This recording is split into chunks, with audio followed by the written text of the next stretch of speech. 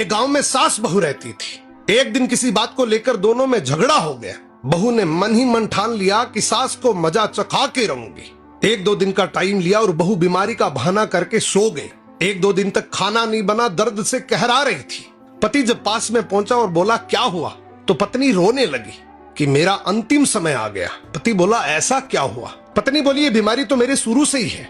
मेरे को किसी ने मेरे पीहर में बताया था कि जब तुम्हारी शादी हो जाएगी और तुम्हारी सास गधे पे चढ़ के आएगी, मुंह काला करके, सर मुंडन करवा के, और वो तुम्हें पानी का लोटा देगी, वो पानी अगर तुम पियोगी तो ये बीमारी कटेगी। पति बोला बस इतनी सी बात, मैं तुम्हारे लिए कुछ भी कर सकता हूँ, तुम मेरे घर की लक्ष्मी हो। पति ने वैसा ही किया। पति अपने ससुराल पहुंचा, अपनी सास के पास जाके उदास होके बैठ गया। सास बोली जवाई जी क्या हुआ, आप इतने उदास क्यों हो? पति रोने लगा और बोला आपकी बेटी का अंतिम समय आ गया। सास बोली ऐसा क्या हुआ, क्या बीमारी लगी है? पति बोला डॉक्टरों वाली बीमारी नहीं है, उसे कुछ और ही तकलीफ है। सास बोली बताओ जवाई जी, मैं कुछ कर सकती हूँ? पति बोला हाँ आप ही कर सकती हैं, पर मेरे को बताते हुए शर्म आ रही है, लेकिन यहाँ जान की बाजी है इसलिए मैं आपको बता रहा हूँ। अगर आप गधे पे चढ़ के आए, सर का मुंडन करवा के, मुंह काला करके, और पानी का लोटा आप अपनी बेटी को दे और वो पानी अगर आपकी बेटी पिए तो ठीक हो सकती है। सास बोली बस इतना ही?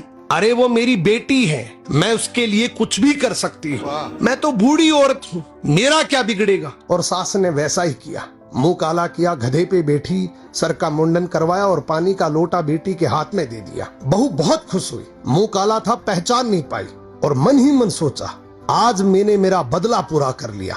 मुस्कुराकर बोली देख तिरिया का चाला, गधे पे चढ़ी और मुंह काला। पति भी बहुत होशियार था, वो भी मुस्कुराकर बोला देख मर्द की फेरी, माँ तेरी के मेरी। कहने का मतलब बस इतना सा है कि हर पति भोला नहीं होता, घर में शांति बनी रहे इसलिए भोला बन के रहता है। याद रखना अगर दूसरों का बुरा सोचोगे तो एक दिन वो बुरा तुम्हारे साथ ही होगा। क्या बात है।